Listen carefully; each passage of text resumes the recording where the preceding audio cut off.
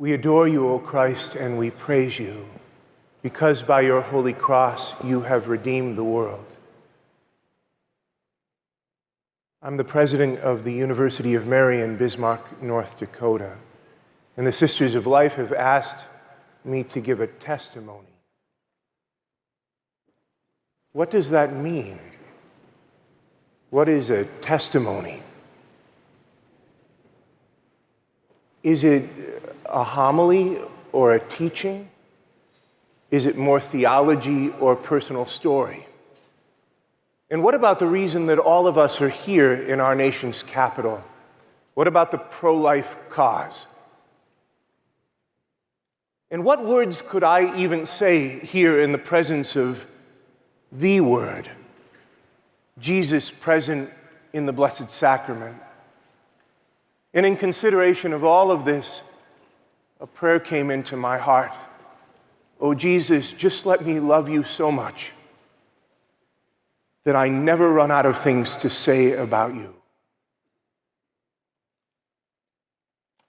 I first came to Washington, D.C. the summer before my junior year in high school. I was part of a group called North Dakota Teens for Life, and we were here for the National Right to Life Convention. I had never been to a place like this. I had never seen a city like Washington, D.C. I was a farm kid from the middle of nowhere in the last days before the internet. They took us to Arlington National Cemetery and to the tomb of the unknown soldier. I looked out upon acres and acres of tombstones, white, lined up neatly as far as the eye could see. And I was deeply struck by the grief and the woundedness of the human race. How we kill each other. How readily we kill each other. Whether it's a soldier or an unborn baby, or a person elderly and infirm at the end of her life. And then we make up words to sanitize our killing so that we can pretend that it's okay. We make white gleaming tombstones that shine in the sunlight to cloak and to disguise the deep tragedy, the blight, the horror of death. I was in Washington, D.C. a second time the next summer. I was a delegate from North Dakota to a national conference of young leaders. There were delegates from every state. It was like the Miss America pageant, but for nerds. One day, sitting in the back of the bus, I had the first conversation I've ever had with a pro-abortion Catholic. She was the delegate from Maryland, and she was so angry at pro-lifers.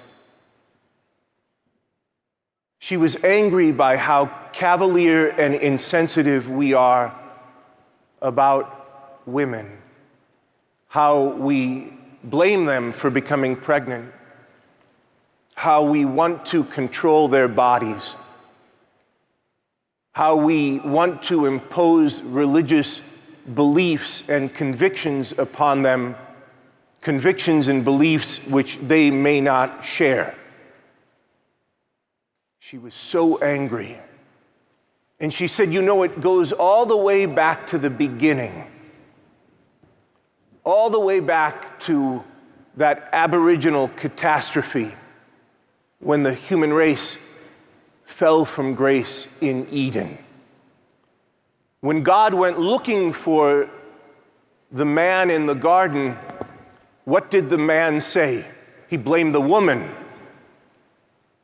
He blamed the woman. He said,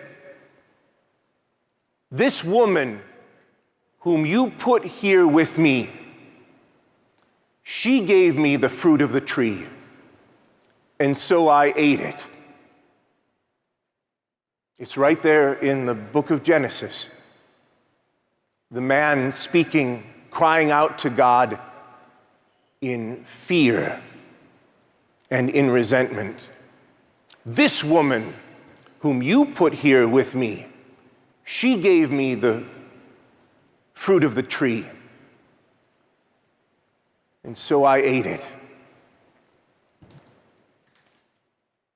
For a long time after that, I wrote letters back and forth with this delegate from Maryland. I had never met anyone like her, someone who said she was Catholic, but was so angry about it. In the winter of my freshman year of college, I wrote her a letter to tell her that my brother had died.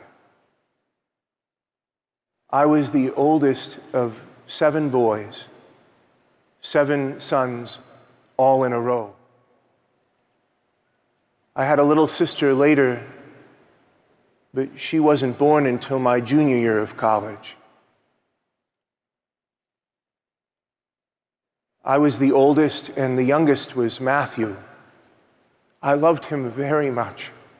He was the joy of my joys and the light of my eyes.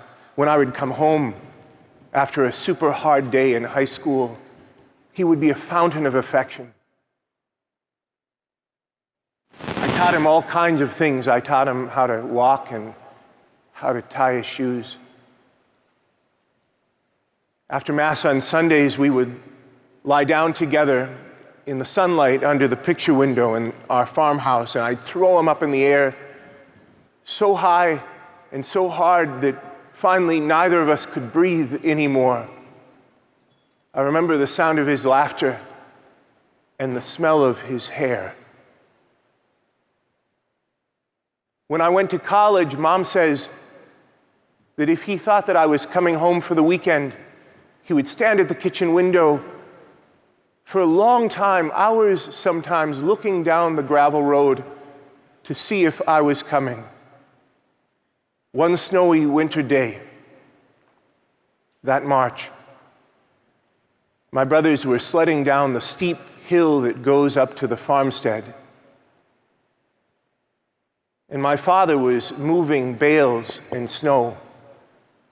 And he told my brothers to stop sledding so that he could do it. But Matthew didn't hear, or he didn't listen. And he slid down the hill right under the back tire of the tractor, and he was crushed to death. It was a devastation. My heart was shattered into 1,000 pieces, and I wondered what I would do, how I would ever go on. And in my pain, I cried out to God for help. And he did help me. He helped me by giving me again, for the first time, the same gift that Jesus had given to his disciples on the night before he died, the night before he went away from them. The gift of the Eucharist. The summer after Matthew was killed, I was at a vocational discernment camp. It was very structured. There was time for us to pray and to study. There were chores. There was recreation. Everything was timed out almost to the minute. Except at the very end of every day, we would have a holy hour in front of the Blessed Sacrament. We would end with night prayer, and then we would process out of the chapel into a courtyard around a beautiful, gorgeous statue of the Blessed Virgin Mary. And we would sing the Salve Regina, and then we could stay there as long as we wanted. It was the only unstructured time in all of those days, those long summer nights. One night, as I was praying in adoration, my heart was just aching. I missed my brother so much, I missed him so much, and I didn't know what I was going to do, or how I could ever go on, or whether anything would matter again. Everything had gone blank. Everything was gray and dark. And then something washed over me. There was a realization that came to me in the mystery of faith. It was a stab of grace. And I realized that my brother was with God in heaven. He was almost 5 when he died. And that I believed that he was with God. And I believed that the Eucharist right in front of me was God. And that the closest that I could ever be until the end of my life to my brother whom I missed was there in prayer in front of the Blessed Sacrament. And the words came to me of King David after the death of his son by Bathsheba. As the child was dying, he fasted and he wept and he would not eat and he prayed. And then when the child died, he got up and he washed himself. He ate and he did his work. And his friends said, "What are you doing? Why are you acting in this way?" And David said, "When the child was dying, I kept vigil because I thought he might not die. But now the child has died. He cannot come back to me. I must go to him." And those words thundered in my heart. The child has died. He cannot come back to me. I must go to him. But in the meantime, until I die, until I go to him, the closest I can be is here with the Lord in the Blessed Sacrament. And a wave of consolation washed through my heart. And then we all processed out around the statue of the Blessed Virgin. And there she was, so beautiful, so serene and kind, so filled with consolation and grace and love. She was very, very present that night, not a statue, but a woman, a mother.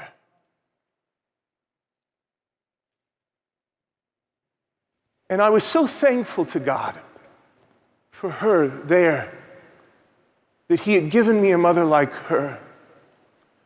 I was so thankful to her for her bravery as she stood at the foot of the tree of the cross as her son hung upon it, dying.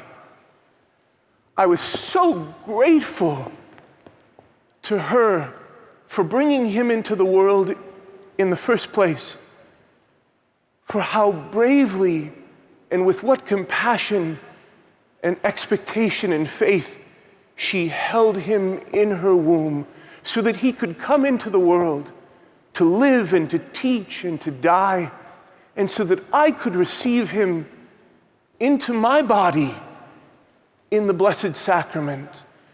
And in that moment, something happened for me.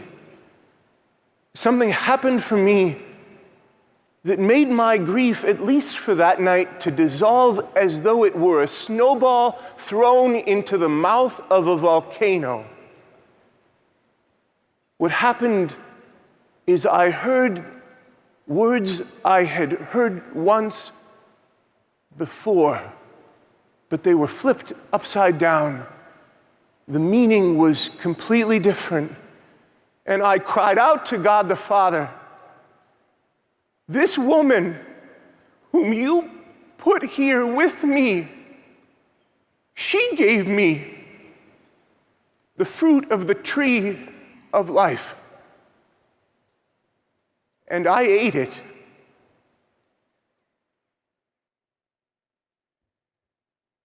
We adore you, O Christ, and we praise you, because by your holy cross you have redeemed the world.